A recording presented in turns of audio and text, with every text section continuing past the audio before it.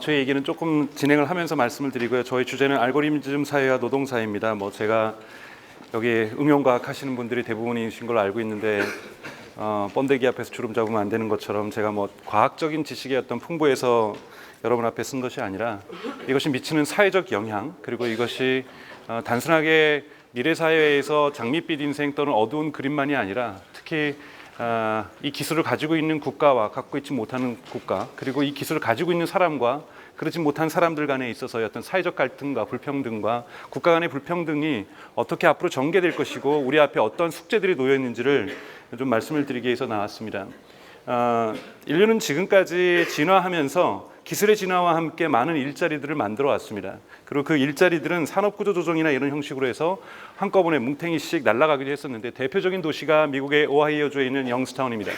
영스타운은 우리식으로 하면은 포항과 같은 도시입니다. 그러니까 제철 산업이 발전되어 있고, 오하이오주다 보니까 인근에 있는 디트로이트, 자동차 산업이 부흥했던 디트로이트에다가 철강을 공급해주는 산업이 발전했던 도시입니다. 그래서 20세기 초만 해도 이 철강 산업으로 경제 번영을 일으켜냈었고, 그리고 지금은 실리콘밸리라고 해서 개발자들이 많이 모여 있는 이 샌프란시스코 인근의 밸리들이 있지만은 당시 70년대에서는 스틸밸리라는 명칭을 얻었고, 이 많은 미국 사람들뿐만이 아니라 유럽에 있는 많은 사람들에게 미국에 가면 일자리를 얻을 수 있는데 대부분의 그 지향했던 도시 중에 대표적인 도시가 이 영스타운입니다. 스틸밸리로 가서 일자리를 얻을 수 있고, 그 일자리에서 받은 월급으로는 인근에서 나오는 포드라든지 GM이라든지 크라이슬러에서 생산하고 있는 자동차를 사서 원 패밀리 원 카라고 하는 이러한 아메리칸 드림을 구현할 수 있었던 하나의 상징적인 물로서 메타포로서 스틸밸리가 존재하고 있었습니다.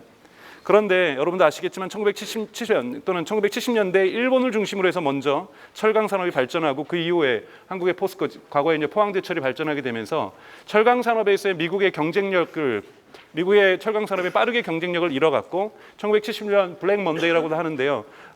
이 영스타운에 있는 세 개의 대형 철강 회사들이 문을 닫게 됩니다. 부도를 맞게 되는 거죠. 이러면서 빠른 속도로 영스타운이 몰락해 갑니다. 그래서 1980년대는 영스타운은 어떤 경제적 번영의 상징이 아니라 정말 경제적 몰락과, 그리고 1980년대 미국에서 자살률이 가장 높았던 도시도 영스타운입니다.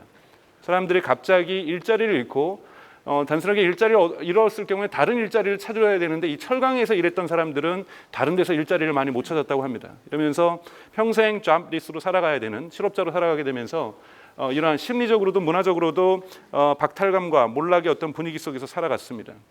저는 이 영스타운이 어쩌면 가까운 시일 내에 한국의 거제라든지 울산이라든지 도시로 확대될 수 있다고 생각이 듭니다. 제가 이틀 전에도 울산을 한번 내려갔다 왔었는데요. 작년의 느낌하고 올해의 느낌도 달랐고, 여러분도 아시겠지만 저희가 거제에 있는 대우조선의 공적 자금이 4조 넘게 들어갔습니다. 1년에 정치권에서 그렇게 피 터지게 싸우는 무상복지의 전체 전국적인 예산이 2조 정도가 됩니다. 그걸 가지고는 그렇게 피 터지게 싸웠는데요. 4조가 넘는 공적 자금이 대우해양조선에 몇 달 전에 투입될 때는 정치권에서 아무런 논쟁이 없었습니다. 앞으로 또 이것이 울산에 있는 다양한 조선업에도 공적 국민의 혈세가 들어가야 될 것이고, 여기에 대한 논쟁들이 저희 앞에 놓여 있다고 보고 있고요. 이러한 조선업뿐만이 아니라 이제는 자동차 산업에도 많은 영향이 있는데, 문제는 이 논쟁을 볼 때 저희가 이것이 일시적인 현상인가, 즉 국제 원유가가 내려가서 조선 사업이 겪고 있는 일시적인 위기라고 한다면, 그 위기를 우리가 뛰어넘을 수 있도록 공적 자금을 부여해주면서 그 지역 경제를 계속해서 유지시킬 수 있는 방안을 결정할 수 있습니다. 근데 문제는 이것이 구조적인 문제라고 한다면, 단순하게 몇 조를 부은다고 해서 해결될 수 없는 문제라고 한다면 이건 명확하게 밑빠진 독에 물붓기가 되는 것이고, 국민의 혈세를 어떻게 사용할지에 대해서 국민적인 논의가 필요한 시점이라고 생각이 듭니다. 과연 일시적인 위기인가, 산업 구조 조정의 어떠한 여파인가? 저 개인적으로는 후자라고 생각이 듭니다. 다시 원유가가 높아져서 국제 유가가 높아져서 어떤 조선업에 대한 오더가 많이 생긴다 할지라도 저희가 과연 중국의 경쟁력, 중국하고 경쟁해서 이길 수 있겠는가? 영스타운이 다시금 미국의 자동차 부음에, 그러니까 당시 이제 70년대에는 포스코라든지 일본의 철강 산업의 공격도 있었지만 70년대 후반을 상징하는 건 일본 자동차의 미국 공세가 되게 심했고, 이때 처음으로 1980년, 81년 전후에서 미국 자동차 업체가 1차 자동차 위기를 맞게 됩니다. 이렇게 되면서 철강 수요가 확실하게 떨어지게 되면서 훨씬 더 몰락을 가속화시켰는데요. 문제는 일시적인 위기죠, 이것은. 그러니까 국제 유가가 떨어지면서 산유국들에서 주문량이 떨어져서 지금 현재 조선 산업이 좋지 않은 것.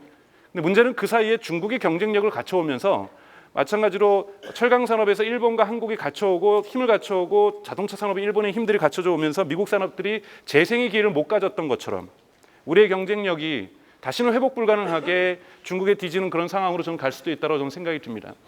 특히 이제 중국 같은 경우에는 공장 자동화가 저희 나라보다 빠른 속도로 진행되고 있고 빠른 속도로 진행될 수밖에 없던 것이 조금 이따 소개할 미국의 작년에 나왔던 논문입니다.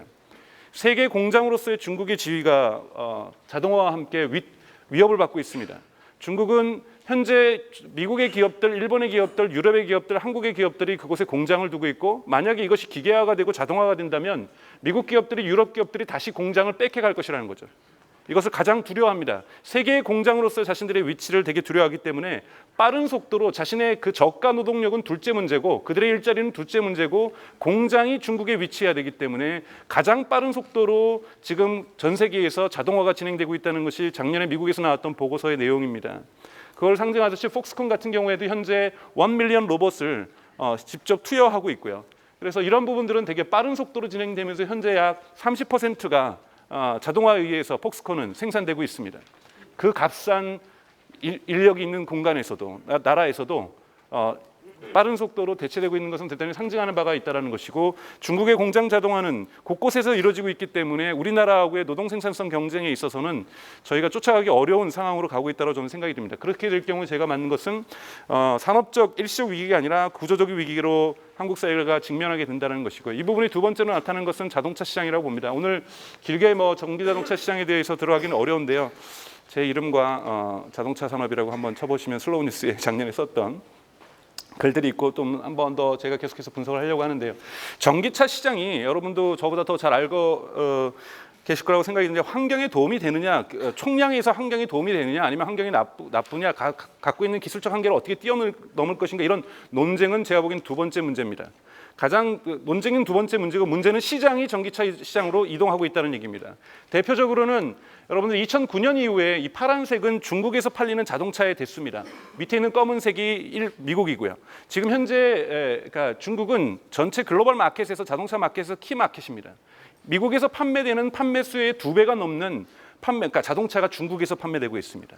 근데 이 중국이 견딜 수 없는 미세먼지와 스모그에 의해서 전기 자동차로 가기로 작년에 결정을 했습니다. 중국 정부가.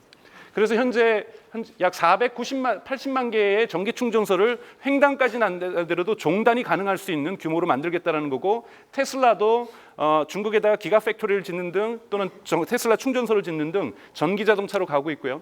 여러분도 알고 계시는 BYD, Beyond Your Dream의 약자인 BYD 같은 전기 자동차 국영 회사 같은 경우에도 작년에 12만 대를 판매하면서 빠른 속도로 전기 자동차 시장을 중국에서 개척하고 있습니다. 중국이 전기 자동차 시장으로 움직이고 있고, 요즘 여러분 상하이 같은 데 가보시면 새로 나온 오토바이는 모두 다 전기 오토바이로, 그리고 전기 오토바이가 아닌 것은 새로운 오토바이는 판매 금지되고 있습니다. 이런 식으로 빠르게 움직이고 있고, 또 인도가 2030년까지죠. 2030년까지 인도의 핵심 시장, 자동차 시장을 전기 자동차로 바꾸겠다고 최근에 내무부 장관이, 그러니까 교통부 장관이 얘기를 했고요. 그리고 노르웨이하고 네덜란드는 지금 법안이 집권 여당에 의해서 계류 중입니다. 2025년부터는 이후부터는 전기 자동차 외에는 판매가 금지됩니다. 이러한 열풍들이 유럽 전역으로 확산되고 있고, 즉 마켓 자체가 이제는 논쟁을 넘어서 기술을 넘어서 전기 자동차로 완전히 전환된다는 거죠. 이런 부분에서 현대자동차가 제가 보기에는 겪고 있는 위기는 구조적으로 그들이 여기에 대응하기에는 매우 한계가 있다고 생각이 들고, 저는 기대하고 희망하기를 이들이 전면적으로 시장을 내연기관과 동력장, 지금까지 있었던 기술의 우위를 보이고 있었던 내연기관을 버리고 빨리 전기자동차로 가지 않는다라면 조선업이 겪었던 일시적 위기가 아니라 구조적 위기를 맞게 될 가능성이 있다고 저는 생각이 듭니다. 이런 부분에서 한국의 이러한 큰 산업들이 일자리가 상실될 경우에는 제가 걱정하는 것은 뭐 이렇게 쉽게 얘기해서 네이버가 망하면 네이버에서 일했던 직원들은 제가 보기에는 2, 3개월 안에 새로운 일자리를 구직할 수 있을 거라고 저는 생각이 듭니다. 근데 문제는 조선업이 망하고 자동차 산업이 망하면 최소한 45세 이상에 있는 노동자들은 일자리를 재교육을 통해서 일자리를 받기는 대단히 어려워진 조건이 있다는 거고요. 그들이 일자리를 찾지 못할 때 저희들의 아버지고 저희들의 어머니고 저희들의 형제들일 수도 있습니다. 그들이 일자리를 잃게 될 때 사회가 겪게 될 충격은 대단히 거대할 거라고 생각이 듭니다. 여기에 대한 우리나라가 미래 사회에 대한 준비를 하고 있는가에 대한 질문부터 저희가 던져야 된다는 거고, 이렇게 일자리는 사회에서 대단히 큰 역할을 하고 있다고 저는 생각이 듭니다. 그런데 이렇게 구조조정에 의한 일자리 변동도 있지만 시장의 변화라든지 또는 타국가의 경쟁력과의 비교에서 저희가 비교 우위를 점하지 못하게 되면서 그러니까 받게 되는 구조적인 위기도 있지만 기술 진화에 따른 일자리 변동 또한 저희 앞에 눈앞에 있습니다. 대표적으로는 뭐 이번에 선거 때 쟁점에 대해서 삼성이 자동차 산업에 진출한다니까 광주에다가 한 민주당이었죠. 삼성 자동차를 공장을 져서 거기 일자리 창출하겠다고 했는데, 최근에 i3 같은 경우에는 독일 라입시히에 공장이 있습니다만 전체 공장 단위에 일하는 사람은 20명입니다. 그 20명은 다 관리직이죠. 생산 라인에는 0명. 처음으로 제로 공장을 만들었습니다. 그러니까 전기차 100%를 생산함에 있어서 공장 자동화의 속도가 대단히 빨라지고 있다는 것을 알 수 있고요. 한국도 현대자동차도 유사한 수준으로까지도 아산 공장을 올라가고 있다고 얘기를 들었습니다. 뭐 소프트웨어가 세상을 먹어치운다는 것처럼 로봇이 전통적인 잡들을 먹어치운다는 주장들이 많이 있습니다. 사실은 새로운 건 아닙니다. 1960년대 한국도 모든 일자리들이 농촌에 대부분 있었다라면 그 이후에 산업이 진화하면서 기술은 진화하면서 농촌의 일자리들을 없앴지만 그들이 다시 도시로 오면서 새로운 산업 일자리를 만들었기 때문에 일자리 자체를 먹어치운다는, 그러니까 전통적인 일자리 자체를 먹어치운다는 것 자체가 위기는 아닐 수 있습니다. 그 위기의 실체에 대해서 저희가 봐야 된다고 생각이 드는데요. 가장 공전의 히트를 치고 있는 것은 영국 옥스퍼드 대학에 있는 프라이하고 오스본이 2013년에 냈던 논문입니다. 미국에서의 현재의 미국의 기술로는 앞으로 그 10년에서 20년 안에 58%의 파이낸스 영역에 있는 일자리가 사라질 거라고 예측을 했습니다. 저 모델을 가지고 작년에 영국과 호주와 독일에, 그리고 최근에는 한국까지 모델링을 해서 똑같은 계량 모델로 해서 결과치를 뽑아냈죠. 그래서 영국도 유사한 결과가 나왔고 독일도 유사한 결과가 나왔고, 특히 호주 같은 경우에는 광업이 많이 발전돼 있기 때문에 더 파괴적으로 일자리가 빠른 속도로 사라질 걸로 나타나고 있습니다. 뭐 대표적으로 영국에서 이건 작년에 BBC가 그 오스본 모델을 가지고 영국 사회에 돌렸던 것을 좀 인터랙티브한 뉴스로 만들었던 건데, 여기다가 제가 어떤 미래의 직업을 치고 싶으면 정확하게 계산해서 뭐 예를 들면 레갈 세크레테리어스 같은 경우에는 98%가 사라질 가능성, 밴 드라이버 같은 경우 57%가 사라질 가능성이 있다라고 하면서 정확하게 이렇게 수치를 계산해 냈는데, 여러분도 한번 요렇게 구글에서 검색해 보셔서 들어가 보시면 대단히 잘 만든 서비스입니다. 구체적으로 모든 직업들을 나열하고 있는데, 대표적으로 제가 한번 뽑아보니까 1위부터 15위, 즉 확률이 96%가 넘은 것들만 뽑아도 이 정도인데요. 텔레마케터들, 특히 이제 법률과 관련된 비서들, 그리고 파이낸스 쪽의 영역에서 일하는 사람들, 또는 뭐 애널리스트들, 이런 분들의 잡의 전망은 대단히 불투명해지고 있습니다. 이러한 부분들이 현실이고, 근데 문제는 오늘의 화두는 일자리가 축소될 경우에는 단순하게 저 개인에게는 미래에 내가 어떤 잡을 가질까, 또는 여러분들이 여러분들이 아니더라도 미래 지금 초등학교 다니는 친구들이 갖고 꿈꾸고 있는 이러한 잡의 세계가 붕괴될 경우에는 단순하게 개인에게는 이러한 심리적이고 경제적인 어떤 위축이 될 수 있겠지만은 국가경제적 차원에서는 소득세가 축소될 수밖에 없는 것이고, 소득세가 축소될 경우에는 이러한 공공시설이라든지 우리의 공공교통이라든지 이런 부분에 대한 유지보수 같은 것들이 대단히 힘들어질 수 있는 근본적인 경제의 순환, 지금까지 경제가 작동했던 원칙들이 붕괴될 수 있을 가능성이 있습니다. 그래서 기본적으로 사회가 작동하는 것은 지금까지 자본주의 하에서는 인간의 노동과 그 노동에서 나오는 소득에 의해서 소비와 그리고 세금에 의해서 지금까지 사회가 구성되어 왔다고 볼 수 있습니다. 그런데 이러한 인간 노동이 과연 저희가 좀 더 살펴보겠지만 계속해서 축소되고 점점 줄어든다라면 근본적으로 사회가 작동했었던 원리들이 붕괴될 수 있다는 위험성들을 가지고 있습니다. 이건 제가 한번 그려본 겁니다. 오늘 이 강연을 준비하면서 한번 경제학 원론에서 배웠던 걸 좀 기억을 더듬어서, 이렇게 우리가 가게에서는 보통 우리가 하우스홀드에서는 요소 시장에다가 노동과 토지나 자본을 제공해주고 이것이 기업으로 들어가고, 기업은 생산을 통해서 상품 시장에 제품을 내놓고 우리는 여기서부터 이 검은 초록색은 이제 돈의 흐름입니다. 그래서 임금과 지대를 받아서 국민소득 돈을 월급을 받게 되면 이 돈으로 소비를 지출하게 되고 이것을 기업의 수익에 하는 이런 순환 구조가 작동하게 되는 거고, 중간에 정부가 있어서 저희가 세금을 내면 여기에서 정부 지출들이 이루어지는 구조입니다. 그런데 거대한 흐름에서 요소시장에서 이 노동이 상실되면 이 생산시장, 요소시장에서 임금이 상실될 수밖에 없습니다. 그래서 이 안에 노동이 상실되고 임금이 상실될 경우에는 근본적으로 국민소득 자체가 형성되지 않기 때문에 소비자 지출 자체가 대단히 축소될 수밖에 없고, 기업은 물건을 팔 수 있는 시장 자체가 줄어드는 이러한 분이 되면서 하나의 이 고리만 제대로 작동하지 않아도 순환 경제에서는 전체 경제 시스템이 붕괴될 수 있는 그런 가능성들을 가지고 있습니다. 그래서 저희가 이렇게 앞으로 지금 다가오는 노동사회의 어떤 고민들은 저희가 기술에 대한 어떠한 부분들을 하면서도 저희가 같이 고민해봐야 될 그런 숙제가 아닌가라고 저는 생각이 듭니다. 그러면 구체적으로 이제 자동화 수준이 어디까지 가고 있는가? 특히 뭐 한국도 많이 진행되고 있지만 앞서 나가고 있는 특히 영미권과 유럽권에 있어서의 자동화 수준들을 저희가 살펴볼 필요가 있다고 생각이 드는데요. 지금까지는 뭐 대표적인 자동화는 용접 로봇 같은 인간이 하기 어려운 뜨거운 공간 속에서 또는 무거운 물건들을 들어 나르는 이런 부분에서 자동화가 대부분 진행이 되어 왔다라고 생각이 들고, 여기에서는 한국 또한 뒤처지지 않는다고 생각이 듭니다. 여러분도 제가 동영상을 준비했는데 시간 관계상 많이 그냥 건너뛰려고 하는데요. 특히 이제 아마존에서 만들어놨던 인수한 거죠. 키바 로보틱스 같은 경우에는 물류 창고에서 저는 가만히 서 있으면 배달할 물건들을, 그러니까 택배할 물건들을 쌀 때 6가지를 주문이 왔으면 제가 가가지고 6가지를 고르는 것이 아니라 저는 가만히 있으면 그 6개를 로봇이 갖다 주는 이런 키바 시스템을 작년 테스트하다가 작년 그러니까 크리스마스 시즌 아니죠, 땡스기빙 시즌에 도입을 했죠. 6만 대의 로봇을 도입했습니다. 그래서 미국 같은 경우에는 이미 미국 그 아마존에 갖고 있는 풀필먼트 그 물류 창고 시스템에서는 이 키바 시스템이 지금 작동을 하고 있죠. 이런 부분들에 대해서 최근에 BMW i3 공장에도 부품을 나르는, 그러니까 공장 내에서 부품을 나르는 로봇을 이 키바 시스템에서 연상을 받아서 만들어서 대체를 하고 있습니다. 여담인데요. 이것이 작년에 이제 2년 전에 가디언이 이제 이 위장 취업을 했죠. 위장 취업을 해서 여기에서 정말 아마존에서 어떤 노동을 하는지를 체험을 하게 되는데요. 아마존에 취업을 하기 위해서는 6개월의 실업을 증명해야 됩니다. 물류 창고에 취직을 하기 위해서는. 그러니까 실업자가 아니고서는 견딜 수 없는 단순한 업무가 지속되고 있는 거죠.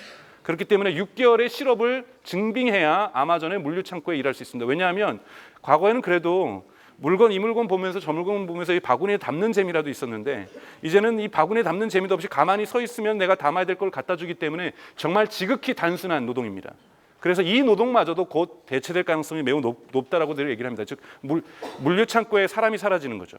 이러한 부분들이 현재 진행되고 있습니다. 아마존 같은 경우에도요. 그럼 뭐 여러분도 다 아시는 이 보스턴 다이내믹스 같은 경우에도 근본적으로는 군인을 대체하려고 하는 흐름 속에서 작동하고 있는 프로젝트죠. 즉 A라는 전투 지역의 식량과 군수품이 떨어졌을 때 그것을 배달하기 위해서 만들어지기 시작했던 이 프로젝트가 보스턴 다이내믹스라 볼 수 있고요. 그리고 뭐 드론 같은 경우도 미국은 2025년까지 공군 전투기의 3분의 1을 드론으로 대체하고자 합니다. 그것만큼 공군이 사라지는 거죠. 군인을 대체하는 근본적인 흐름 속에서 특히 미국의 2000년도 아프가니스탄 침공 이후로 진행되었던 자국 군인들의 어떤 생명을 잃는 문제가 정치적으로 쟁점화되면서 그 이후 대단히 빠른 속도로 드론은 미국 공군을 대체하고 있습니다. 최근에는 무인 군함까지 만들어서 진수식을 하는 이런 행사가 2주 전에 있었던 걸로 알고 있는데요. 이런 것도 해군을 계속해서 사람을 대체하겠다라는 큰 의미에서는 노동을 대체하겠다는 의미에서 흐름으로 볼 수 있습니다. 뭐 이것은 지금 너바다에서 지금 진행되고 있는 메르세데스 벤츠의 그 셀프 드라이빙 트럭이죠. 저희 나라는 이 부분을 잘 이해할 수는 없을 것 같은데, 미국이나 유럽 같은 경우에는 예를 들면 폴란드에서 시작돼가지고 영국까지 배달하는 화물차들, 또는 스웨덴에서 출발해서 이탈리아까지 가는 화물차들이 되게 많습니다. 미국도 동부와 서부를 종행하는 트럭 드라이버들이 많은데요. 제가 미국은 잘 법을 모르겠지만 유럽 같은 경우에 8시간 이상 자동차가 트럭이 달릴 경우에 운전자가 2명이 타야 됩니다. 반드시. 그래서 왜냐하면 보통 2박 3일에 걸쳐서 트럭이 이제 운영되기 때문에요. 그래서 이런 식의 시스템을 가지게 되면 일단 당장 트럭 드라이브가 완전히 셀프 드라이빙 되지는 않겠지만 2명이 타던 트럭이 이제 1명으로 줄어드는 1차적인 효과가 있을 거고요. 이것은 바로 지금 현재 진행될 수 있습니다. 독일 같은 경우도 고속도로 2군데에서 실제 테스트를 하고 있어서 빠른 시간 내에 대체하겠다는 건데요. 이러한 셀프 드라이빙 트럭이 나올 때의 문제점은 저도 이 그림을 보고 되게 놀랐는데요. 미국 NPR이라는 방송사에서 공영방송사에서 통계 시각한 건데요. 각 주마다 가장 많은 잡이 무엇일까? 1위에 있는 직군이 무엇인가를 조사한 겁니다. 2014년 기준으로 보면은 캘리포니아는 저는 개발자가 가장 많을 줄 알았더니 트럭 드라이버가 가장 많습니다. 위에 있는 이쪽 초록색인 파머가 많은 지역들이 빼놓고 맥게온의 뭐 클럭이라든지 종업 대부분의 미국 지역에서 가장 많은 직군을 노동자를 갖고 있는 직군은 트럭 드라이버입니다. 이 직업이 사라진 겁니다. 트럭 드라이버만 사라지는 것이 아니라 그들이 중간중간 휴게소에서 음식을 먹기 때문에 그 수많은 음식점들과 그들이 하룻밤 단잠을 자기 위해서 잠들었던 저가의 그런 호텔들, 이런 산업 전체가 붕괴될 수 있습니다. 이것이 셀프 드라이빙 트럭이 가져올 수 있는 사회적 효과라고 볼 수가 있는 거고요. 이거는 한국에도 이미 많이 알려져 있는 이러한 알고리즘에 의한 저널리즘. 2009년인가 2008년이죠. 노스웨스턴 유니버시티에서 저널리즘 학과하고 컴퓨터공학과 학생들하고 대학원 수업에서 조를 짰습니다. 그 중에 이제 컴퓨터공학 개발자 2명하고 흔히 말하는 신방과 학생 2하고 이렇게 4명이 조가 있었는데, 우리가 지역에 있는 저널리스트를 우리가 어떻게 도움을 줄까 고민을 했습니다. 그래서 그들의 일상을 조사해 보니 너무 단순한 스포츠, 대학 축구, 대학 농구 이런 데를 기록하고 기사화하는 데 시간을 많이 쓰더라는 거예요. 이건 우리가 좀 도와줄 수 있겠다. 이걸 도와주면 그분이 남는 시간으로 인터뷰 같은 것 좀 질 좋은 기사를 생산할 수 있지 않겠냐는 차원에서 시작을 했습니다. 그들이 창업을 했습니다. 그 창업한 회사가 스테이트 멍키입니다. 통계하는 원숭이 라는 뜻에서 이것을 만들었고, 미국 CIA에 투자를 받아서 내러티브 사이언스라는 회사로 발전하고 있습니다. 독일에도 요즘은 일기 같은 경우에는 소프트웨어가 기사를 쓰고 있습니다. 일기 정보 같은 경우는 가능하겠죠. 여기 내러티브 사이언스 같은 경우 요즘은 그냥 기업의 어닝 리포트들 그러니까 1사분기 때 그 기업이 얼마를 벌었느니, 그래서 주식이 얼마를 올렸느니, 이런 정도는 단순한 것은 요즘 다 로봇이, 그러니까 소프트웨어가 쓰고 있고, 날씨 정보 같은 경우에도 로봇이 쓰고 있죠. 근데 왜 CIA가 투자했고 독일 같은 경우에도 독일 정보국에서 투자를 했는데요. 제가 거기 나와 있는 글들을 보면은 이해하는 바로는 세계 각국에서 올라오는 정보 보고, 워드로 올라오는 이 정보 보고를 이 기계가 정리해서 종합 보고서를 자동으로 작성하는데 그 기술을 사용하기 위해서 CIA라든지 미국 독일 정보국에서는 투자하고 있다고 얘기를 하고 있습니다. 이런 맥락에서 저는 기자를 대체할 거라고 생각하지는 않습니다. 그냥 단순한 기사들, 한국에는 네이버에 나오는 그 실검 기사들, 충격, 어쩌면 이런 것들은 충분히 이런 알고리즘에 의해서, 로봇에 의해서 대체될 수 있을 거라고 생각이 듭니다. 그다음에 이제 한국에도 요즘 논쟁이 되고 있는 이 하이 프리퀀시 트레이딩, 그러니까 고빈도 매매라는 겁니다. 지금 시티뱅크라든지 JP모건이라든지 뱅크 오브 아메리카 같은 경우에는 전체 주식 거래의 약 80%를 알고리즘이 하고 있습니다. 여기서 알고리즘의 특징은 담당 인간의 결제 없이 구매와 판매가 되고 있습니다. 그냥 어드바이저만 하는 것이 아니라 소프트웨어가 판단해서 스스로 지금 팔 때라고 생각하면은 팔고, 구매할 때라면 구매하는 거죠. 심지어는 요즘 알고리즘 워라고 해가지고 시티뱅크에서 이런 알고리즘으로 수익을 하면은 JP모건에서 이걸 공격하는 알고리즘을 만들고, 이거를 공격하면 다시 방어하는 알고리즘을 만드는 이러한 알고리즘 전쟁까지도 진행되고 있습니다. 그래서 물리학과, 수학과, 컴퓨터공학과 학생들이 지금 은행에 대단히 대거 취직하고 있고, 이들이 지금 영국과 홍콩과 싱가포르까지도 지금 확산되면서 전 세계적인 하이 프리퀀시 트레이딩이 대단히 확산되고 있습니다. 한국 같은 경우는 선물 시장에서 한 6% 정도 되고 있다고 얘기하는데요. 제가 한번 한국의 모 증권사 임원분 만나서 왜 한국은 도입하지 않는지를 물어봤더니, 우리도 당연히 만나봤다. 시티뱅크도 만나보고 몇 군데 만나보면서 이것을 구입을 할까 말까 했었는데, 가장 첫째는 자기도 우선 반대하고, 잘 모르기 때문에 이쪽 영역. 우리 노조도 반대하고, 그러니까 기술적으로 가능하다고 해서 바로 사회에 도입되지는 않습니다. 바로 기술적으로 가능하다고 해서 여의도에 있는 사람들이 사라지거나 그러지는 않겠죠. 저희 개인적으로는 질문이 있습니다. 신분당선은 지금 운전사가 없습니다. 그리고 부산에도 하나 없는 걸로 알고 있고요. 부산 4호선인가 3호선인가요? 자, 그러면 지금까지 신분당선 사고도 없습니다. 그러면 1호선, 2호선, 3호선, 4호선, 6호선 이것들은 왜 무인 전차로 바꾸지 않을까요? 전차로 바꾸는 것이 훨씬 더 중장기적으로 경제적으로 효율성인 것은 분명할 겁니다. 그러나 그러한 논쟁이 제가 그래서 무조건 바꿔야 된다는 것은 아니고요. 충분히 가능한 논쟁이고요. 특히 만약에 노조가 파업을 한다거나 이런 식의 어떤 과정들을 겪게 되면, 사회적 이슈와 갈등들이 만들어지면 그런 논의는 되게 불꽃 튀게 확산될 수도 있습니다. 이러한 부분들이 계속해서 우리에게 먼 미래가 아니라 지금 당장에 있는 문제고요. 우리는 계속해서 애널리스트가 개미 투자자들이 계속해서 주식 거래를 하고 있다라면 이미 서구와 그리고 인도라든지 이런 나라들은 홍콩이나 싱가포르 같은 나라들은 이미 알고리즘이 그 거래의 주체가 되고 있습니다. 이 부분도 영미권과 영국과 미국 같은 경우에 이제 요즘 로 인텔리전스라고 해서 미시간 대학이나 스탠포드 대학 같은 경우 매우 앞서 있습니다. 즉 모든 판례들이 데이터베이스화 되어 있는 거죠. 그래서 제가 어떤 사건을 경험하게 되면 강정수가 무슨 죄를 진 것 같으면 거기다가 입력을 하면은 당신은 너바다주에서 유죄받을 확률은 65%, 뉴욕주에서 유죄받을 확률은 35%. 그것의 근거는 어떠한 판례에 의해서. 흔히 말하는 아까 말했던 세크레테리, 그러니까 법률 비서 역할을 대신해 주는 겁니다. 이것이 지금 대단히 범용화되어 있고 지금 스탠포드랑 미시간에서는 학부부터 들어가게 되면 컴퓨터공학을 같이 동시 전공을 해야 됩니다. 그러니까 그과는 이미 법률 로 인텔리전스로 많은 부분 진화하고 있는 거죠. 저는 변호사나 판사가 대체될 거라고 생각하지는 않습니다. 판사의 눈물도 필요하고 인간적인 판단도 필요하지만 우리가 흔히 영화에서 봤던 그 판례가 기억나지 않아서 농구공 던지다가 갑자기 생각나서 유레카하면서 찾아가던 이런 시대는 끝났습니다. 그냥 바로 입력하면 그 결과가 나오는 시대. 지금 제가 여기 사례 갖고 오지 않지만 미국의 서부에 있는 대학병원들 같은 경우 약사를 다 없앴습니다. 제가 생각해도 약사가 있을 이유가 없습니다. 병원에요. 우리 한국은 독특하게 약사와 의사의 역할들을 하시는 분들이 약사기 때문에 특히 동네 약국에서는 아직까지 존재해야 되지만 처방전이 있으면 처방전대로 그거 그냥 뽑아가지고 이렇게 담아주는 역할, 이런 부분들은 요즘 대부분 로봇에 의해서 자동화되는 처리들이 이루어지고 있습니다. 연구 부분에서의 제약사의 역할들이 분명히 존재하겠지만 이러한 소비자들에게 처방전 나온 거를 포장해주는 역할로서의 약사의 역할은 끝났다고 볼 수 있습니다.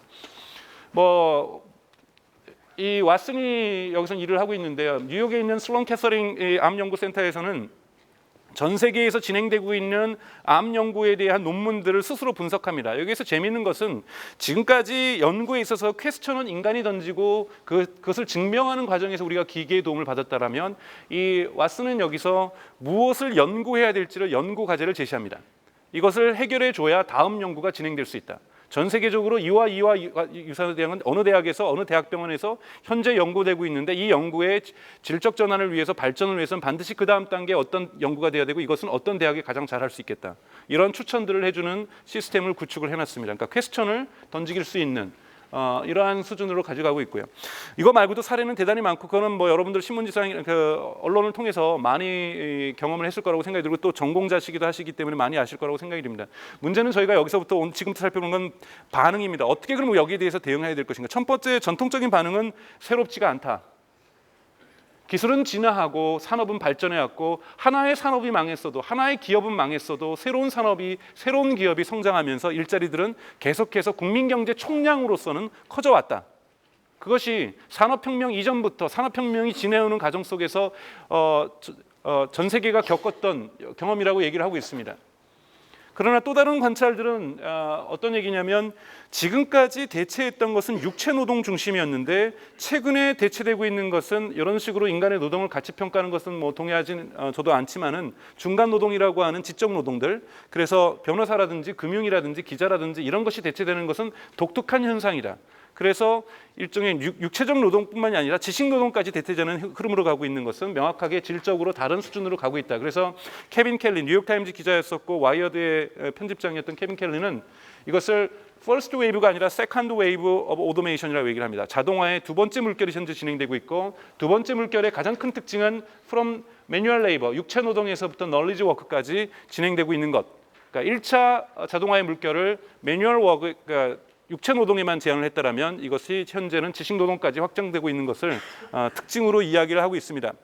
또 하나는 이코노미스트에서 분석하고 있는 매우 중요한 부분입니다. 과거에는 일자리가 없어지는 속도보다 일자리가 생성되는 속도가 빨랐다. 그런데 현재는 일자리가 없어지는 속도가 일자리가 생성되는 속도보다 빠르다. 그렇기 때문에 시간이 지날수록 일자리의 총량은 줄어들 수밖에 없다라는 물론 이게 시계열적으로 너무나도 짧은 거기 때문에 저희가 이것을 확정적으로 얘기할 수는 없습니다. 나라마다 다를 수 있고요. 하지만 지금 미국이나 영국에서 보여주고 있는 몇 가지의 사실들은 이러한 부분들의 근거들을 제시해주고 있습니다. 그래서 물론 이것이 저는 맞다라고 얘기하지 않지만 일시적이나마 이런 현상들이 나타나고 있는 것은 과거에는 보기 힘들었던 현상이라고 볼 수 있습니다. 또 하나 저희가 봐야 될 것은 이 알고리즘을 살찌우는 워커들입니다. 전 세계적으로 저는 알고리즘은 결국은 저보다도 잘 아시겠지만 데이터를 먹고 사는 것이고 머신러닝을 돌리기 위해서도 끊임없이 데이터를 정제해주는 노동들이 많이 필요합니다. 대표적으로 리캡차 기술입니다. 이것은 구글에서 사용하고 있는 거죠. 저희가 뭐 로그인할 때 전 세계에 있는 모든 저희가 로그인할 때라든지 비밀번호를 잊어버렸을 때 이러한 것을 입력하는 것, 이것은 구글의 중앙으로 컴퓨터로 연결이 됩니다.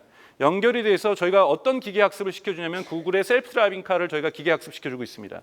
그 셀프 드라이빙 카가 센서로 미국의 도로를 갈 때 지번번호가 뭐 145번지에서 5자가 이상하게 되어 있다든지, 또는 도로 표시판이 비를 맞고 눈을 맞으면서 희미하게 글자가 변환됐을 때 이것을 M자로 읽을 것인지 N자로 읽을 것인지 저희가 기계학습을 시켜주고 있는 겁니다.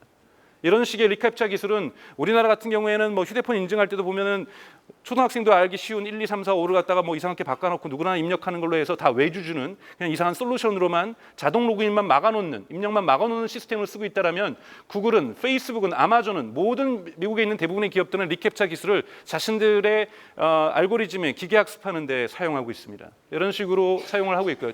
저희들 스스로가 이런 알고리즘을 먹여주는 워커라는 의미입니다. 뭐 이런 식의 의미에서 구글에도 퀄리티 레이터라고 해서 뭐 예를 들면 유튜브의 알고리즘을 보면서 이 이미지를 보면서 이것이 포르노인지 아니면 그냥 여성 남성이 나체의 모습이 나타나는 충분히 아무런 문제가 없는 몸인지, 이런 것들을 다 구별하는 것을 기계학습을 시켜주는 대단히 저가 노동들이 되게 광범위하게 진행되고 있습니다. 구글 또한 존재하고 있고요. 대표적으로는 아마존이 갖고 있는 메카니컬 턱입니다. 전 세계 제가 수치로는 약 50만 명이네요. 2011년 기준으로 해서 50만 명이 메카니컬 턱에서 시간당 $2를 받으면서 데이터 정제를 해주고 있습니다. 이것이 아마존에서 나오고 있는, 아마존은 이커머스에서 매출량도 중요하지만 지금 유럽에서도 그렇고 미국에서도 그렇고 제품 검색 시장으로서는 1위입니다. 사람들이 아마존에서 구매하지 않더라도 거기 가서 제품 평을 보고 상품 폭로가 되죠. 거기에서 이런 상업적으로 쓰는 것들을 다 제거시켜냅니다. 이것을 지금은 대부분 기계가 하죠. 소프트웨어가 하게 되는데 여기에 대한 머신러닝들을 사실은 메카니컬 턱을 통해서 조직한 거죠. 그래서 이러한 패턴들을 연구하고 이러한 부분들을 만들어냈던 것, 즉 50만 명의 전 세계에 흩어져 있는 노동자들이 아마존의 알고리즘을 살찌우고 있습니다. 이렇게 지금 작동되고 있고요. 그래서 이분들의 저항들이 요즘 크게 나타나고 있습니다. 그래서 지금 이렇게 데이터, 저는 문지기라고 표현하는데, 이런 문지기들이 있어서 끊임없이 단순한 작업들을 해주면서 알고리즘을 살찌우고 있는 노동의 일자리들, 이런 부분들이 되게 많습니다. 그래서 이와 관련된 다양한 저항들이 있습니다. 그래서 지니터 워커에 대해서 지금 미국 사회에도 이들에 대한 노동권을 어떻게 보장해 줄 것인지, 이들의 사회보장제도는 어떻게 해줄 것인지, 이런 부분에 대한 논쟁들이 있고, 요즘 긱 이코노미라고 해서 부스러기 일자리 논쟁, 이 부분 힐러리 클린턴 같은 경우에도 재선에다가 명확한 쟁점으로 만들었죠. 미국이 잡이 최근에 증가하고 있는데 대부분이 긱 이코노미, 부스러기 일자리들이 많이 늘어나고 있다는 거죠. 이런 식으로 50만 명 늘어나는 것은 국민 경제에 그렇게 유익하지 않다는 겁니다. 그래서 피터 라인하르트 같은 경우에는 앞으로 미래의 일자리를 이렇게 표현하고 있습니다. 지금의 일자리가 이 주황색에 있다라고 한다면 바로 자동화에 의해서 대체되는 것이 아니라 이 빨간색 영역이 흔히 말해서 아까 말했던 제니터들입니다. 알고리즘을 살찌워주고 알고리즘을 기계학습을 시켜주는 저가 노동자들이 있는 거고, 이것이 점점 기계를 갖다가 학습시켜주고 지능이 좋아질 경우에는 이 기계들이 실제로 일자리를 대체하는 거고, 그래서 1920년이 지난 다음에는 이 파란색은 완전히 자동화돼서 일자리가 없는 거죠. 빨간색은 남아 있습니다. 계속해서 인공지능을 또는 뭐 기계학습을 통해서는 뭐든 통해서 이렇게 학습시켜주는 인간들이 존재하는 거고, 이것을 맨 위에서 조정하고 있는 개발자 같은 여러분들의 미래 직업 같은 직업들이 위에는 계속해서 소수로 남아 있게 되는, 이렇게 인간의 일자리가 변해간다라고 주장하는데도 저도 많이 동의하고요. 계속해서 확산되고 있는 미국의 온디맨드 이코노미, 우버피케이션 오브 에브리띵이라고 얘기합니다. 이런 자동차뿐만이 아니라 미국 같은 경우는 파킹해주는 어떠한 흔히 말하는 버틀러 서비스들, 세탁 서비스들, 청소 서비스들, 집에서 컴퓨터 고장났을 때 굳이 남자친구나 남편 설득해가지고 잘 못하는 사람들 밥 사주면서 해주는 것이 아니라 그냥 불러가지고 바로 해결하고, 뭐 이러한 서비스들, 홈 서비스들 대단히 지금 확산되고 있는데요. 이런 부분에도 이러한 온디맨드 워커들, 이들이 일하고 있는 과정 속에서도 많은 수많은 데이터들, 레이팅 데이터들, 그들이 일하는 동선들, 이런 부분들이 계속해서 만들어지고 있고, 이것이 우버의 AI를 발전시키는 과정에 쓰이고 있습니다. 그래서 우버 또한 현재는 계속해서 지금 이미 카네기 멜론 대학이죠. 그 대학하고 협력해서 인공지능, 그러니까 셀프 드라이빙 카를 만들겠다고 해서 그 프로젝트가 시작되고 있고, 거기에서 들어가는 대부분의 알고리즘들은 현재 우버의 노동자들이 쓰고 있는 이런 앱을 통해서 그들이 생산해내고 있습니다. 그래서 이러한 그 쉐어링 이코노미 또는 언디맨드 이코노미는 결국은 기기 이코노미를 만들어내고 있다는 것이고, 이 빨간색 부분이 흔히 말하는 부스러기 일자리입니다. 계속해서 전체 노동시장에서 일자리에서 차지하는 것에서 이런 부스러기 일자리들이 증가하고 있다는 거죠. 그러니까 고급 개발 일자리라든지 기획 일자리들이 소수화되고, 그리고 매우 낮은 저가 노동력들이 나면서 노동의 총량은 줄어들지 않은 것 같지만 사실상 매우 그러니까 흔히 말하는 이 노동의 일자리 내에서의 불평등이 대단히 심화되고 있다는 것이 현재 미국 사회에서 나타나는 현상이라고 볼 수 있습니다. 그래서 이것을 프리카리아트, 그러니까 이런 프리케리어스라는 단어하고 프롤레타리아라는 단어를 합쳐가지고 프리케리아트라고 부르는 사람들도 존재하고 있고요. 그래서 릴리 이라니 같은 경우에는 뭐라고 있냐면, 오토메이션이 일어나고 있는데 그것은 노동을 리플레이스하는 것이 아니라 디스플레이스하고 있다고 얘기합니다. 기계에 의해서 대체하는 것이 아니라 다른 일자리로 보내버리고 있는 이런 현재 상황을 얘기하는 거고요. 또 다른, 이어서 계속 말씀드리면 이런 불평등은 계속했습니다. 이것이 제가 아까 초기 얘기했던 로버트 앳 워크라는 작년에 나왔던 미국에서의 보고서인데요. 여기서 분석하고 있는 것은 두 가지를 얘기를 합니다. 하나는 자동화의 불평등이 교육 수준이 낮은 부분들, 이런 부분들에게 있어 위험성이 더욱더 크게 노출되고 있으면서 사회적 불평등을 더욱더 조장하고 있다는 것이 미국에서 이미 계량적으로 입증한 이런 데이터를 가지고 불평등을 더욱더 심화시킨다고 얘기를 하고 있고요. 두 번째는 여기서 나왔던 글을 제가 다시 떼어냈는데, 중국의 자동화가 아까 말씀드렸던 심해지고 있습니다. 가장 자동화 압력은 이러한 제조업 강국들보다 중국에서 대단히 심하다라는 거고, 중국이 가장 먼저 앞서가게 될 경우에는, 한국의 가장 끔찍한 시나리오는 중국 제조업이 로봇화가 되고 자동화가 되고, 그 소프트웨어는 구글이나, 보통 가파라고 요즘 부릅니다, 구글이나 애플이나 페이스북이나 아마존에서 만드는 소프트웨어에서 작동되는 시대. 그래서 우리는 왜소해지고 점점 저쪽은 자동화돼서 로봇이 하는 일들을 우리는 사람이 해야 되고 저가 인건비 경쟁을 무한 경쟁하는 사회로 갈 수도 있습니다. 이 부분을 나타내는 것이 전통적으로 테크놀로지 갭이라는 용어들이 있습니다. 영국이 1733년에 저런 플라잉 셔틀이라는 것을 자동화하는데요. 그것이 뭐냐면, 이 배를 짤 때 우리가 손으로 이쪽에 왔다 갔다 하기는 좀, 그거를 스스로 왔다 갔다 하게 해주는 매우 단순한 기술입니다. 그런데 저 기술 때문에 영국의 섬유 산업이 스페인의 섬유 산업을 이깁니다. 스페인은 당시에 사우스 아메리카 쪽에서 갖고 오는 고급 원료들을 가지고 색상이 화려한 섬유를 만들고 있었습니다. 그런데 플라잉 셔틀과 그 이어 만들어졌던 스피닝 저니, 그러니까 방직기, 방적기 같은 것들이죠. 이런 것에 의해서 그러니까 천을 생산하는 노동 생산성이 월등하게 스페인을 앞서기 시작합니다. 이것이 노동 생산성의 우위가 영국의 섬유 산업이 스페인 산업을 이기게 해줍니다. 이것이 영국의 부를 가져다 주고요. 영국은 여기에 필요한 실을 더 찾기 위해서 더욱더 인도와 미국에서 식민지 정쟁을 확대시킵니다. 그런데 처음에는 영국의 입장에서는 인도가 더 좋았습니다. 왜냐하면 모카에서 실을 뽑아낼 때는 일일이 사람 손으로 뽑아냈다고 합니다. 그때까지는. 근데 미국에 갔더니 자기네들이 우선 일단 죽여버렸고, 인디언들은, 그리고 블랙 아메리칸들 이렇게 노예들을 데려오는 데는 아직까지는 시간이 한참 걸리는데, 인도에 갔더니 싼 저가 노동력이 그 자체로 그냥 천국인 것처럼 그냥 저가의 노동력들이 있었던 거죠. 그들이 인도 사람들이 다 실을 뽑고 있었던 겁니다. 훨씬 더 인도가 영국에 있어서는 값진 겁니다. 당장 영국의 산업들이, 섬유 산업이 더욱더 발전하기 위해서는 더욱더 많은 실이 필요했는데 그 실을 인도가 되고 있었던 거죠. 이거를 꺾어버린 것이 커튼진이라는 기술입니다. 미국에서 만들어낸 거죠. 그래서 통 안에다가 철사들을 갖다가 여러 개를 꽂아놔가지고 거기다 모카 실을 넣고 돌리기만 하면 실이 나와버리는, 이것은 미국에서 한 30년간 수출 금지 기술이었습니다. 지금 보면 너무나도 지극히 단순한, 흔히 말하는 아주 단순한 기술이지만, 누구나 만들 수 있는 기술이지만, 당시에 미국이, 그러니까 노스 아메리카가 인도를 이길 수 있었던 결정적 기술이라고 볼 수 있습니다. 이것이 수출 금지 조항이라는 거죠. 저는 이러한 테크놀로지 갭이 생기면 노동 질서의 재조직이 이루어질 수밖에 없습니다. 아마존은 공장의 노동자를 자동화했습니다. 그러니까 택배하는 그 물류 창고를요. 그럼 이거와 경쟁하는 이베이는 어떻게 해야 되겠습니까? 그 기술이 없으면은 노동의 인건비를 계속해서 낮춰야 됩니다. 만약에 저는 그런 일은 별로 없을 거라고 드는데, 드론으로 택배하는 거, 이거는 저는 아직까지는 쇼잉이라고 생각하는데요. 서울 하늘에다가 드론 택배가 막 100마리, 2,000마리씩 날아다니는 건 있을 수 없는 일이라고 생각합니다만, 외곽 지역으로, 외지로, 섬 지역으로 미국에서 나르는 건 가능합니다. 근데 거기는 그 비용을 아끼면서 그렇게 가는데, 그것과 경쟁하는 이베이는 인건비를 낮추지 않으면 경쟁할 수가 없습니다. 그렇게 되면 무너질 수밖에 없는 거죠. 그러면 우리 한국의 기업가들도 아마 그럴 겁니다. 아니, 저기 미국에서는 자동화해가지고 훨씬 더 저가로 일하는데 우리가 그거보다 더 받아서는 우리 경쟁력이 어디 가겠습니까? 어떻게 이기겠습니까? 우리도 임금을 낮춥시다.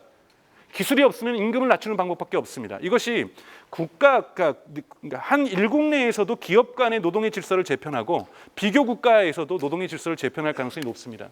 그리고 이것이 소득 분배의 질서를 그러니까 분배도 질서를 재조직할 뿐만 아니라 근본적으로 국가 경쟁력의 차이를 나타냅니다. 즉 그것이 있는 기업과 없는 기업, 스페인과 영국의 대결, 인도와 미국의 대결에서도 우리가 배울 수 있는 것처럼 그 기술이 있는 국가와 아닌 국가에서는 중장기적으로는 그 기술이 없는 국가는 망할 수밖에 없다고 저는 생각이 들고요. 이런 부분이 최근에 나타나고 있는 것이 AI 갭이라고 보고 있습니다. 최근에 영국의 파이낸셜 타임즈라든지 이코노미스트가 영국의 그 흔히 말하는 좋은 브레인의 그러니까 유출 이 부분을 되게 걱정하고 있습니다.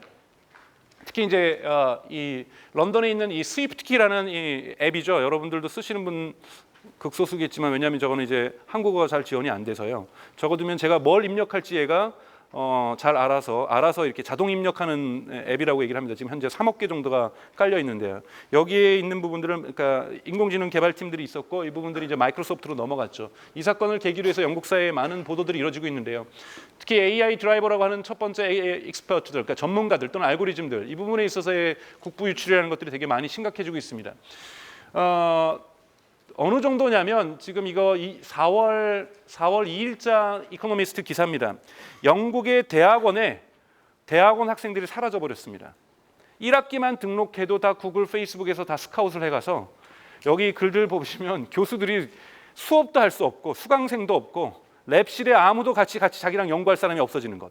그래서 교수도 결국은 구글로 들어가야 되는 뭐 이러한 상황을 얘기하고 있습니다. 그래서 여러분들 바로 취직하고 싶으면은 고려대학교 1학기를 멈추시고 영국으로 가셔서 1학기만 등록하시면 등록만으로도 지금 취직이 가능하다라고 이코노미스트지는 최소한 얘기하고 있습니다. 저도 믿을 수 있을지 믿어야 될지 말지는 잘 모르겠습니다만 그래서 2015년 구글과 페이스북과 마이크로소프트와 중국의 바이두가 인력을 위해 매입을 위해서 쓴 돈이 85억 달러입니다. AI 관련.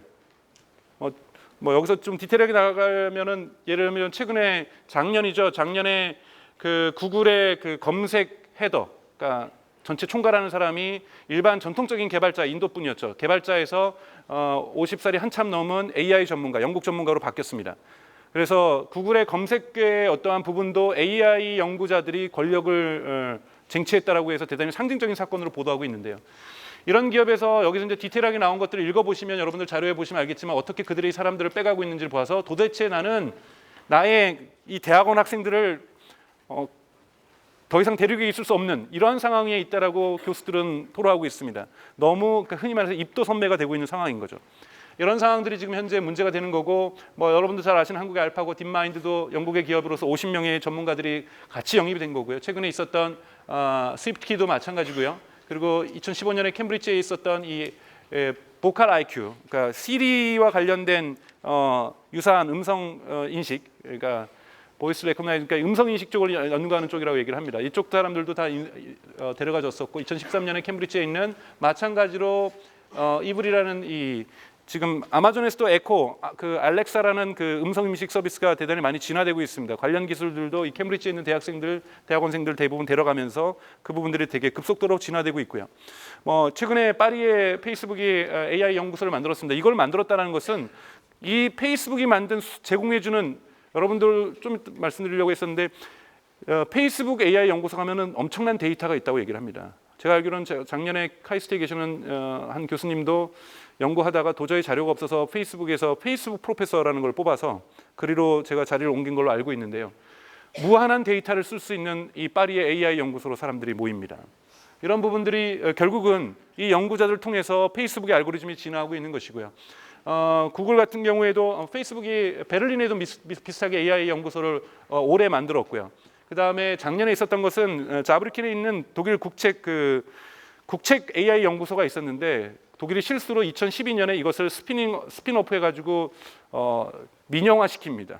민영화시킨 지 1년 만에 구글이 사들입니다. 그래서 구글의 가장 대표적인, 그러니까 독일의 가장 대표적인 AI 연구소가 원래는 국영연구소였던 것이 지금은 구글의 연구소로 바뀌었습니다. 이런 식으로 전 세계 유럽에 있는, 미국에 있는 건 말할 것도 없고요. 계속해서 지금 제가 통계는 일부러 안 갖고 왔는데 현재 논문 나오는 거, AI 관련된 논문 나오는 것도 순수 대학에서 나오는 것보다는 거기에 꼭 그 공동 저자에 구글이나 페이스북이나 아마존의 사람들이 들어가는 이 저작물들이 대학 순수 그 논문보다도 더 많아지고 있는 이런 현상들 속에서 연구의 진영 자체가 과거에는 대학에서 연구하고 연구를 마친 사람들이 그걸 배운 사람들이 구글에 취직하는 것이 아니라 아예 연구 자체를 구글과 페이스북에서 하게 되는 이런 흐름으로 지금은 바뀌어 나가고 있습니다.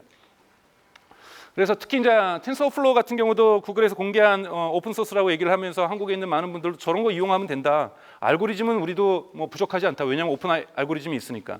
근데 이번에 MIT 연구소에서 만들었던 그 MIT 리뷰에 의하면은 정확하게 이 텐서플로우는 구글이 오픈 소스로 지금 풀어낸 것은 오픈 소스를 통해서 뭔가를 진화시키기보다는 단순한 버그를 잡고자 하는 의도도 있었겠지만 이걸 이용하고 있는 사람들이 누구인지를 파악해서 그들의 실력이 주놓으면 지금 현재 대부분 스카웃되고 있습니다. 그러니까 구글에 취직하기 좋은 또 하나의 방법은 텐서플로우로 뭔가 프로젝트를 한번 진행해 보시면은 그 프로젝트를 평가하고 지금 600개 정도가 만들어지고 있고 다 구글에서 직접 평가를 하고 있다라는 MIT 요겁니다. 요 보고서에 의하면은 결국은 구글의 목적은 오픈 AI 프로젝트는 사람을 인력을 리크루팅하기 위한 의도였다라고 담당자의 언어 진술까지 포함해서 쓰여지고 있습니다. 뭐 AI를 진화시키기 위해서는 컴퓨팅 파워가 또 중요하겠죠. 그래서 저는 근데 컴퓨팅 파워는 중요하지 않는다고 생각하는데 한국에서는 정부에서는 걱정을 한 나머지 슈퍼컴퓨터를 만들겠다라고 해서 뭐 1,000억을 쓰겠다고 하는데 그것도 10년간에 걸쳐서 저는 돈도 아니라고 생각이 드는데요. 뭐 이런 것이 지금 없어서 연구가 저는 안 되고 있다고 생각하지는 않습니다. 가장 중요한 게 탤런트가 부족한 거고 그다음에 더욱더 큰 거는 데이터입니다. 데이터 풀. 그래서 지금 독일에 있는 AI 업체 같은 경우에는 지금 사실은 제대로 된 AI를 연구할 수 있는 데이터는 이 사람의 견해로는 구글, 페이스북, 알리바바 정도만 가지고 있다. 이것을 못 갖고 있는 실험실에서 하는 연구들은 어렵다라는 거고 대표적으로 사례를 드는 것은 왓슨이 왜 진화하지 못했는가. IBM은 그런 풍부한 데이터를 못 갖고 있었기 때문에 진화하지 못했고 그래서 실제로 의료 데이터 아까 말했던 캐슬링 아까 전에 사례를 들었던 것도 IBM이 40억 달러를 돈을 주고서 IBM이 돈을 받고 일하는 것이 아니라 돈을 주고서 그 데이터를 만지게 됐던 것. 최근에 웨더닷컴이라는 것도 구매한 것도 여기에서 데이터를 얻기 위해서. 즉 IBM은 이용자들이 만들어내는 데이터를 갖고 있지 못하다는 것이 결정적으로 AI를 진화시키지 못했던 이유라고 분석을 하고 있습니다. 그래서 여기에도 저는 보통 우리가 경제에서 얘기하고 있는 네트워크 이펙트가 데이터에도 있다는 건데요. 이건 제가 그림을 그려본 건데요. 이용자가 구글 포토라는 서비스를 쓰면 쓸수록 이 데이터는 구글 포토에 있는 알고리즘의 그 머신러닝을 도와줍니다. 그래서 이 에펠탑이 라스베가스에 있는 가짜 에펠탑인지 그리고 2014년에 찍은 겨울철에 찍은 에펠탑인지 지금 현재 구글이 그걸 판독해내고 있죠. 구글 포토에서 이것이 2015년에 찍은 건지 그리고 가까이 온 150m의 거리인지 200m의 거리인지까지도 측정해내고 있습니다. 이것은 우리 이용자들의 데이터가 가서 기계학습을 시킨 것이고 그것 때문에 서비스가 진화하고 진화된 서비스를 더 많은 이용자가 이용하게 되면서 계속해서 손안되는 거죠. 그래서 이런 결과가 나올 수 있습니다. 즉 데이터 네트워크를 기반으로 하는 AI의 연구는 시간이 지날수록 엑스포넨셜하게 그 퍼포먼스가 증가할 수 있는 거고요. 그것 없이 그냥 작은 데이터를 가지고 우리가 연구실에서 하고 있는 이러한 연구들은 리니어한 성장을 보여줄 수가 있습니다. 이러한 차이는 시간이 갈수록 AI의 어떤 기술 격차를 만들어낼 수 있다는 거고 저는 제가 기본적으로 던지는 질문은 AI 기술이 제너럴 퍼포스 테크놀로지냐는 겁니다. 만약에 이것이 제너럴 퍼포스 테크놀로지는 상대적 개념이라고 저는 생각이 듭니다. 이것이 한 20년, 30년 동안은 아니었다가도 인류가 보편적 기술로서 진화하게 되면 전체 기술력들이 증가되면 제너럴 퍼포스 테크놀로지로 진화할 수 있겠죠. 그런데 저는 지금 AI는 미국이 미치지 않는 이상 이런 기술을 우리 한국과 공유할 거는 아니라고 생각이 듭니다. 제너럴 퍼포스 테크놀로지가 아니라는 거죠. 그것은 뭐냐면 이 기술을 갖고 있는 기업과 아닌 기업은 명확한 격차를 보일 수밖에 없다는 겁니다.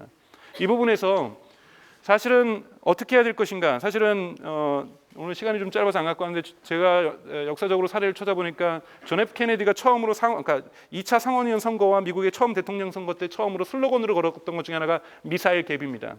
우리가 제가 그 러시아 발음을 잘 못해서 그 첫 번째 위성 스푸트닉 그 효과.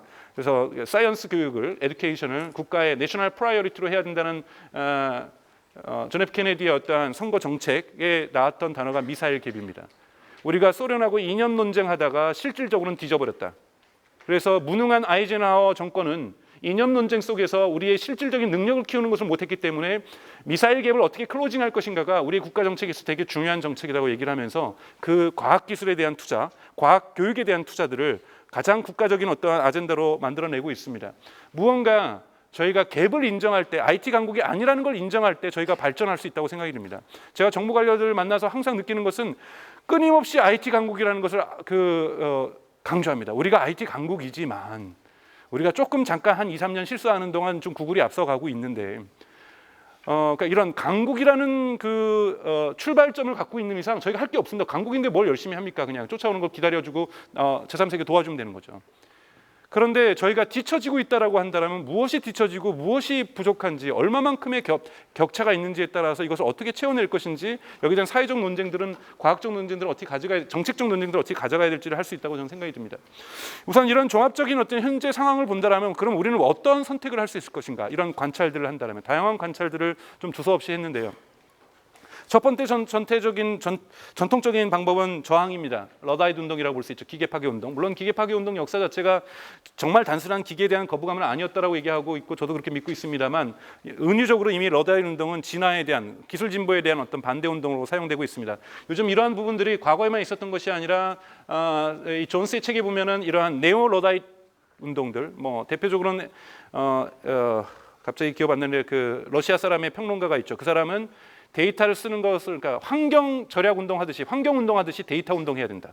그래서 이런 제국적인 미국 기업들의 어떠한 데이터 확장을 막기 위해서는 가능하면 스마트폰도 쓰지 말아야 된다.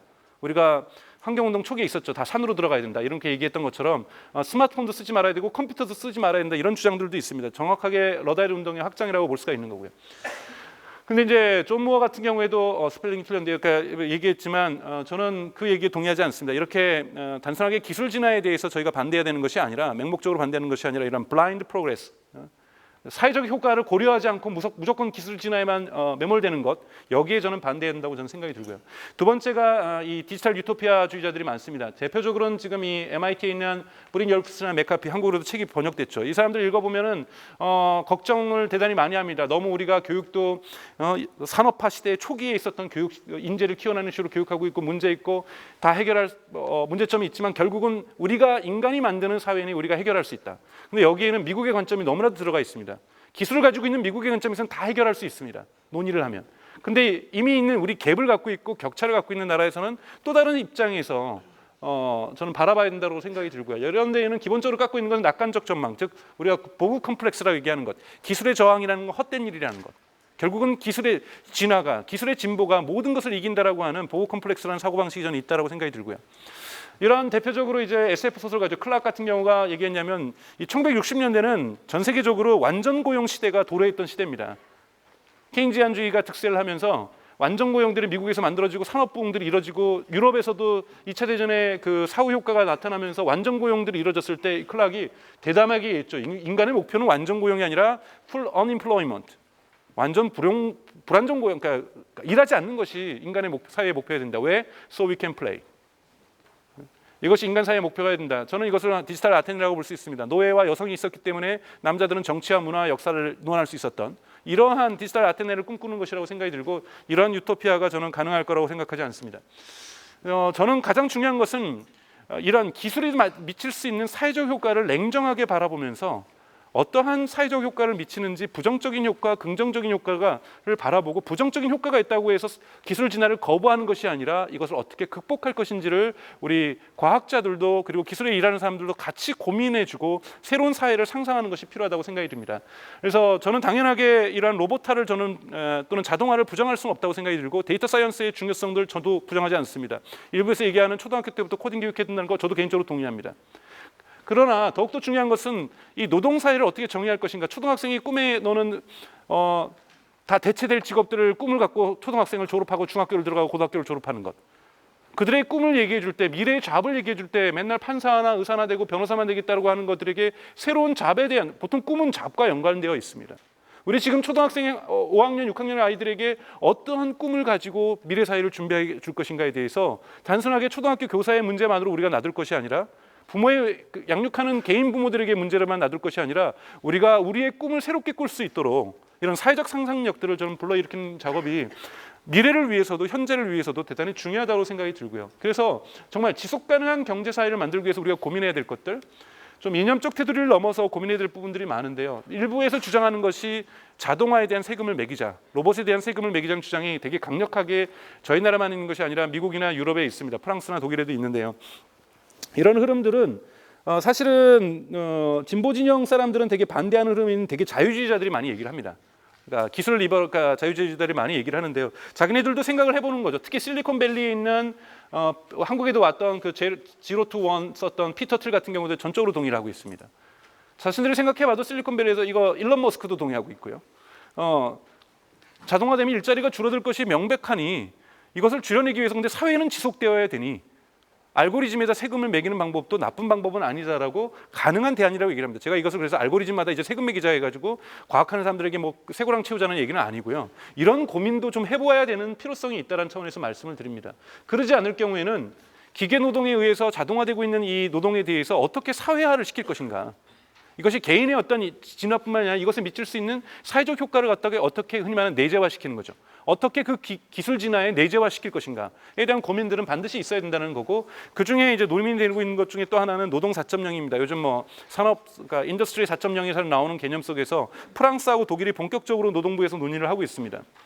문제는 그러니까 평생 직장이라는 개념 자체가 사라지고 있다는 거죠. 평생 직업이라는 것도 사라지고 있습니다. 그럼 어떻게 여기에 여러분들에게도 해당되는 거죠. 어떻게 우리가 미래의 잡과 전망들을 꿰야 될 것인가.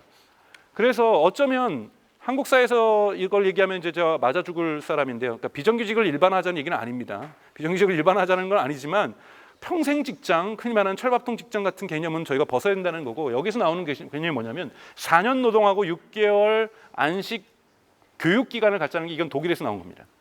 현재 이게 독일에서 논의되고 있는 거고, 그리고 프랑스에서 논의되고 있는 건 주 3일 노동하고 이틀은 교육하자. 그러니까 그냥 노는 것이 아니라 교육 휴가를 갖자라는 거죠. 그리고 그 교육 휴가에 대한 비용을 정부가 대고, 이러한 인력이 그러면 더 많이 고용해야 되니까 노는 사람, 그러니까 교육 휴가를 가는 사람들이 많으니까 더 많이 고용하는 분에 대한 사회적 보장 비용을 정부가 다 부담하고, 이런 식으로 그러니까 주 3일 노동이라든지 4년이라고 6개월 교육 휴가 이러한 제안들이 나오고 있습니다. 저는 대단히 이러한 논의 자체가 긍정적이라는 거죠. 그런데 반대합니다. 이미 잡을 갖고 있는 분들은 내가 계속해서 일하면 되는데 주 3일 이동한다는 건요, 월급이 줄어든다는 겁니다. 이거 명확한 연대 의식이 없으면 할 수가 없는 거죠. 프랑스 노조가 주 5일 근무에서 주 4일 근무를 처음으로 주창했을 때 그거는 프랑스 사회에 주는 메시지가 되게 컸습니다. 우리가 월급을 줄이겠다는 뜻입니다. 월급을 줄여서 일자리를 늘리겠다는 뜻입니다. 저는 한국 사회에서 사실은 사실 정규직 노동자들이 이런 주제를 먼저 저는 주장할 필요도 있다고 생각이 드는데요. 어떤 연대 의식 속에서 여하튼 이것이 꼭 그러한 사회적 의미를 떠나서도 충분히 저희가 기술적으로도 이것은 고민해 볼 수 있습니다.